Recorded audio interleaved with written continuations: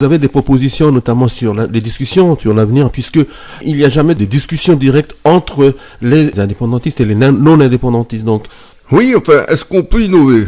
Est-ce que c'est autorisé? Est-ce que on peut prendre nos responsabilités? Je m'explique, le ministre devait venir le 1 et le 2 novembre, il vient plus. A priori, c'est plutôt fin novembre désormais qu'il viendra. Donc on a 6 semaines devant nous, et pendant 6 semaines, on va rester en stand-by.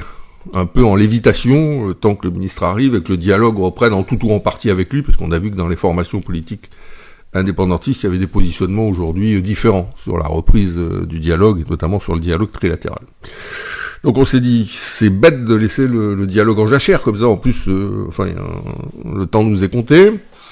En plus, ça fait 18 mois que des relations avec l'État sont engagées dans le cadre de ce qu'on appelle des bilatérales.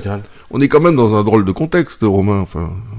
On n'est que 250 000 ici, on n'arrive à pas se parler, on se parle au travers de l'État à chaque fois.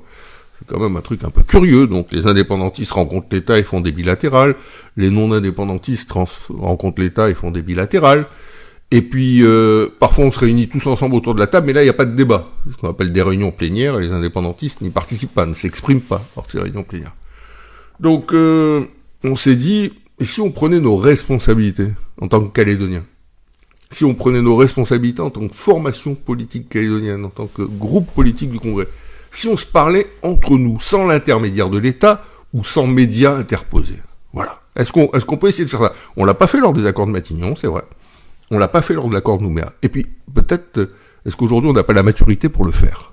C'est ça qu'on a proposé. Donc, on s'est dit, c'est ce qu'on a fait, on a écrit aux formations politiques, à Pierre Chanel-Tutugro, pour l'UCFLNKS, président de groupe, à Jean-Pierre Djaoué pour l'Unipalica, à Virginie Hoffnack pour le Rassemblement et à Françoise Suvet pour les loyalistes, en proposant, nous, Calédoniens ensemble, de rencontrer chacune de ces formations pour discuter avec eux sur le projet d'accord qui a été déposé, et de manière plus générale d'ailleurs, parce que c'est pas simplement un texte dont il faut débattre, de manière plus générale sur la sortie de l'accord, sur les négociations en cours, sur leur calendrier, sur les perspectives contrastes, et au-delà de tout ça, sur nos convergences. Enfin, on n'a pas que des divergences entre nous.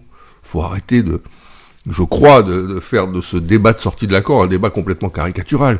Il n'y a pas que des divergences, il y a aussi entre Calédoniens, non-indépendantistes comme indépendantistes, Kanak ou non-Kanak, des convergences. Et est-ce qu'on pourrait acter entre nous des convergences? Est-ce qu'on pourrait le faire? Est-ce qu'on pourrait profiter des 6 semaines qu'on a devant nous pour essayer de progresser là-dessus? Et puis imaginons, on peut rêver, Romain.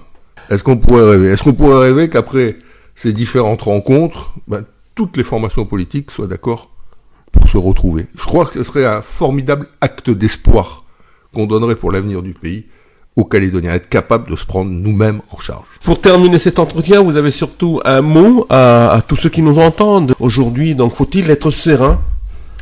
Il faut être positif.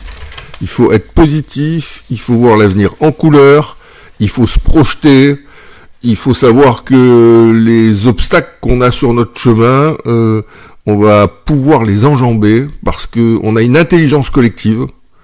Au-delà des formations politiques, au-delà des ethnies auxquelles on appartient, on a une intelligence collective qu'on en a fait preuve à plusieurs reprises dans notre histoire, cette intelligence collective, et que je ne doute pas que cette fois-ci on y arrivera encore. Cette intelligence collective, c'est la capacité à écouter l'autre.